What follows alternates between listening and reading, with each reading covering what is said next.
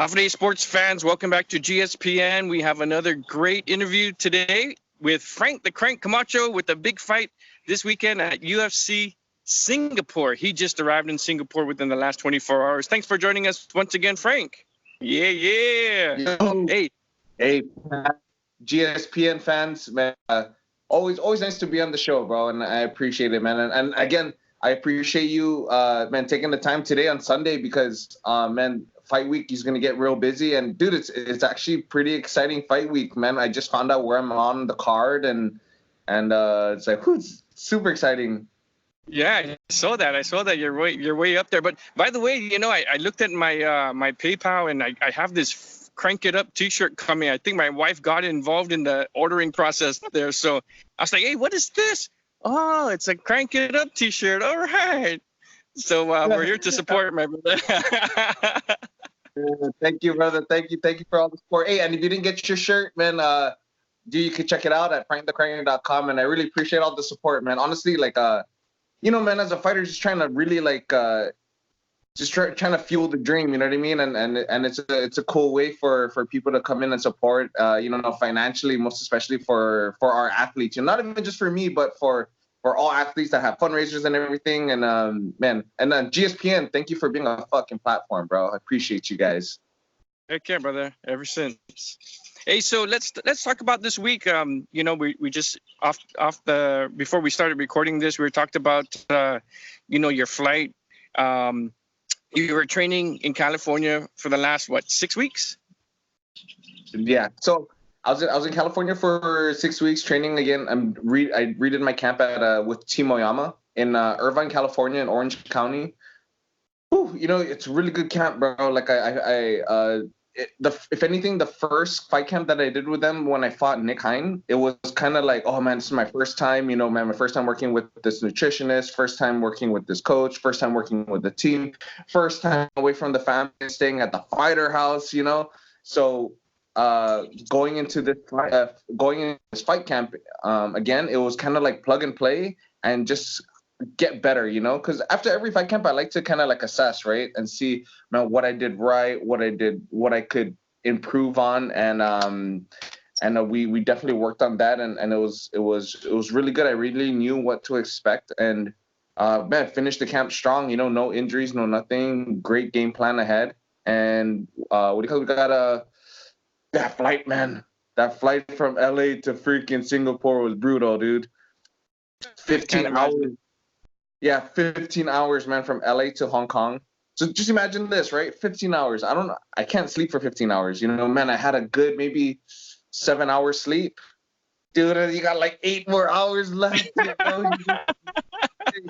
So, and then to top it off, man, my freaking TV, my in-flight TV, dude, that thing didn't even work. My whole row, it wasn't working. I couldn't even call for like water or anything, but hey, man, first world problems. That deserves like a free trip, man, after that. I know, man. Man, maybe a 3-hour flight, I can go on without watching movies, man, but 15 hours, bro. Hey, let's take a step back to the Nick Hein fight real quick. After that fight, everyone's saying, oh, man, this is the best version of Frank the Crank we've ever seen. And I'd have to say that, and confirm that. Now, that was a new, with your new team, now coming into with that type of confidence builder, right? And coming into this camp, what type of difference do you see yourself prior to Nick Hein and post Nick Hein? So if anything, the theme of the last fight, man, was trust the process. Mm-hmm. I remember you saying that. Yeah. I'm like, hey, okay, coach, you're gonna tell me what to do. Okay, man, I'm gonna trust in you. You know what I mean? Hey, my nutritionist is telling me what to do. Okay, you know what? I'm not gonna worry about it. I'm gonna trust what you're gonna do. All I gotta do is I gotta worry about myself and worry about or just train hard, and do what I love to do. And so that was pre Nick Hein. Now post Nick Hein, it's kind of like, especially with the matchup, with a tough guy like Beneil coming up, it's now now I gotta find a balance of the old Crank and the new invented kind of Frank the Crank Camacho. Like I need to be disciplined and I need to be smart, but I need to bring all my tools to this one because man, Benil is really tough. Yeah. So speaking of Benil, those who are not familiar with the fight game, um, you're gonna know this guy pretty quick, and he's fought some of the best in the UFC, from Edson Barbosa all the way back to the Jim Miller days, and the list is long for this guy. Um, you know, do you think that this is your toughest bout so far, at least in name recognition and skill level? Man, like every fight, right? People, it's almost so cliche, right? For say, oh, this my next fight is my toughest fight, but Yeah. but ranking wise, like just number wise, right? You see the guys that Benil has fought, man. He's fought the who's who of MMA, even though he has some losses, but he also has some really good wins over these guys, like at one point he was ranked like number 7 or number 8, in one of the toughest divisions in the UFC, so it's one of those things where I'm not overlooking that, like, man, I can get him, man, I don't care, like, no, man, like it's he is a tough test, and yeah, he may not be like an athlete like a John Jones or or an athlete like an Edson Barbosa, but there's one intangible that I feel like he brings to the game, and he's freaking smart. He's so intelligent, and he's very technical. So with that being said, I have to make sure that I check mark all the boxes when I get in there, but I have to give him a little bit of chaos, and and I gotta fight my fight. You know what I mean? Like, but which makes the matchup so interesting. You know what I mean? And I could see how the matchmakers have chose this fight. If anything, it's like it's such a win. It's such an opportunity for me for this fight. You know what I mean? Yeah.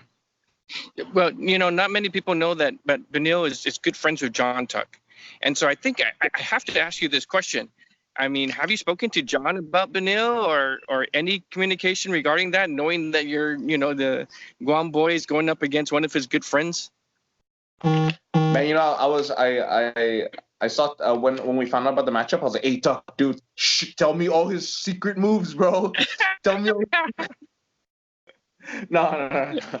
No, and I respect that, and if anything, one of the top few things of mixed martial arts, man, is honor and respect, and even though John and I are man, we're fucking local boys, we're really good friends. Man, Benil and I are really good buddies, I mean, not really good like him and John, but like there's a form of respect, and every time we see, like I just ran into him yesterday, man, we just said little words, some just kind words, and just kind of spoke a little bit, say what's up, shook his hand, but it's kind of like one of those things, it's kind of like, oh man, you're fighting my boy, but man, you're my party too, like hey man, may the best man win, kind of thing, we've been in the game for so long, it's kind of like just one of those things, dude. But I'm like, man, he showed me one of his moves, bro. Like you, fan. Hey, so another connection between you and Benil is Drew Dober, right? Dober beat both you and Tuck, and Benil was able to take care of Drew Dober just recently, as a matter of fact. Does that play into your preparation of you being in the cage with somebody that he's beaten and you didn't? Yes, it has. So first off, Drew Dober's freaking, like, he's built like a tank. He's tough. And Drew, although Drew Dober and I we don't have similar styles, but we have more of like a similar type of pressure type of fighting, like we get in your face and we fight. Right. And Drew exposed a lot of things exposed a lot of things in Benil's game, but also too, it showed a lot of strengths in Benil's game.